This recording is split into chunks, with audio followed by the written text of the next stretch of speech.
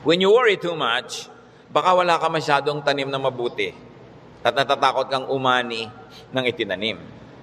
Baka marami ka pang tanim na masama, kaya nag-aalala ka tuloy. Kasi kung marami kang itinanim na mabuti, nananabi ka sa pagdating ng bukas dahil baka mamunga na ang mga itinanim mo. Galatians 6:7, do not be deceived. God cannot be mocked. A man reaps what he sows. Hindi tayo pwedeng dapat magpadaya kung ano itinatanim daw ay inaani. Kaya kung nakapagtanim na tayo ng maraming hindi maganda sa buhay, it's time to uproot bad plants. Pwede pa naman niyang bunutin, may pag-asa pa. Kahit nakapagtanim ka na at nalaman mong damo ang itinanim mo, hindi maganda, bunutin. Stop doing wrong kung ginagawa yun at nagawa na. Repent and seek forgiveness. Maraming nabuburang utang pag humihingi tayo ng patawad at tayo ay nagpapakumbaba. At ang dapat gawin habang may panahon, magtanim ng mabuti. Kahit naman may edad ka na, marami pa ring oras para gumawa, magsabi ng mabuti. Ang old age nga, ang pinakamagandang panahon para ituwid ang mga liko, itama ang mga mali, at tapunan ng liwanag ang mga madidilim na bahagi ng ating nakaraan. When you worry too much, baka kulang sa pananalig. Perhaps you're lacking in faith. Sa Matthew 8:24-26, without warning, a furious storm came up on the lake so that the waves swept over the boat. But Jesus was sleeping. The disciples went and woke him, saying, Lord, save us. We're going to drown. He replied, you of little faith, why are you so afraid? Then he got up and rebuked the winds and the waves, and it was completely calm. Well, actually, rational naman at valid yung fear nila dahil malakas ang bagyo, sinasalanta ng bagyo at ng mga waves at mga alon at hangin yung kanilang sasakyang pangdagat. Hindi naman imposibleng matakot ka nun at hindi naman yun unreasonable. Pero nakita natin yung statement ng Panginoong Hesus dito. He equated fear with lack of faith. Kaya pag marami tayong mga takot at kinakatakutan, ang dapat nating siyasatin yung ating pananalig. We should check our faith. The more faith we have, the less fears. The more fears, it means the less faith. Sabi nga, faith is the assurance of things hoped for, the evidence of things not seen. And if you're assured and you have evidence of God's goodness through faith, you will be much, much less prone to worry. Kaya si Pedro, nung pinalakad ng Panginoon sa tubig, nung siya'y nag-alala, natakot, siya'y lumubog. Matthew 14:29-31, come, he said. Then Peter got out of the boat, walked on the water, and came toward Jesus. But when he saw the wind, he was afraid, and beginning to sink, cried out, Lord, save me. Immediately Jesus reached out his hand and caught him. You of little faith, why did you doubt? In both cases, yung lulubog na bangka at lulubog na Pedro, pareho silang sumigaw, Lord, iligtas niyo po ako o iligtas niyo kami, at sila naman ay sinagip ng Panginoon at muling napanatag. So nakikita natin, pwedeng mangyari na mag-alala tayo, pwede tayong malibang na manghina ang pananalig, pero pag nararamdaman na natin yun, na tayo ay tinatalo na ng takot, magpaligtas kay Jesus, manalangin, tumawag, dahil yung example, nakita natin, ang tumatawag sa Panginoon, sinasagip niya. Kaya kung minsan nakakalimot tayong manalig, nakikita mong ninenervyos ka na pala, takot na ang naghahari sa iyong buhay, pangamba, anxiety, even panic, remember Jesus and call upon Him. Siyempre, nakakapanik yung lumulubog ka sa tubig. Tulad ng panik ng maraming taong iba't ibang korte at hugis at kulay, but the Lord is still Savior of all our worries and Savior from all our concerns. When you worry too much and you think that your faith is a problem, then ask for more faith. Humingi.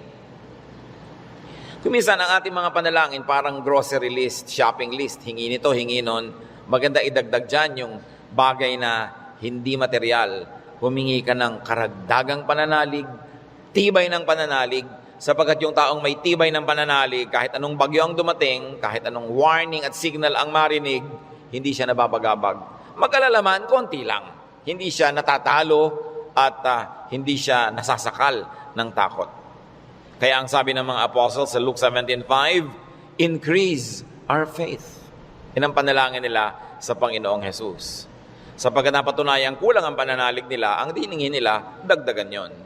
It is very important for us to practice faith. Habang ito'y pinapractice mo, you put it to use, lalong tumitibay, lalong lumalalim ang ating pananalig.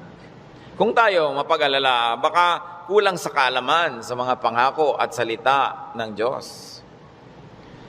Kung alam kasi natin ang mga pangako at salita ng Diyos, halos lahat ng concern natin covered. And I dare believe every concern is covered. Nung nananalangin itong sa Solomon, sa Panginoong Diyos, masdan natin ang kanyang paggunita sa mga pangako ng Diyos sa langit.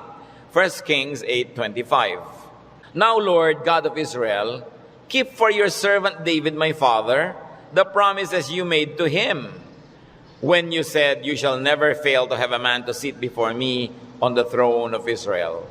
If only your sons are careful in all they do to walk before me as you have done. And now, O God of Israel, let your word that you promised your servant David my father come true. Malakas ang loob nitong Solomon na humingi sa Diyos sapagkat alam niya ang pangako ng Diyos sa kanyang tatay na si David. Kaya sabi niya, yung mga ipinangako niyo po sa ama ko, tuparin niyo, O Diyos. At pagka ang Diyos ay nilalapitan natin, na ang daladala natin ay yung pangako niya mismo at salita niya, ay nakakatiyak tayo na yun ay i-honor. Because God will always honor His word. Solomon, knowledgeable of God's promises to his father, claims it. So it's important for us, bago dumating ang worry, bago dumating ang fear, to know, then to claim and apply God's provision. Hindi kung kailan ka na nag-aalala at natatakot, doon ka pa maghahanap at mag-aaral, baka sa kalituhan mo, wala kang makita. Kaya mahalaga, mag-aral na agad.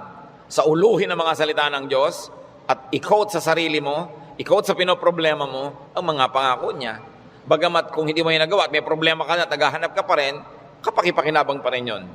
Pero tiyak na kapakipakinabang lalo kung ginagawa natin before the need arises. Psalm 119 verse 50, sa lahat po ng mga nagdurusa, nahihirapan, memoryahin nyo itong verse na to, alalahanin, gunitain, anumang wika. My comfort in my suffering is this: your promise preserves my life.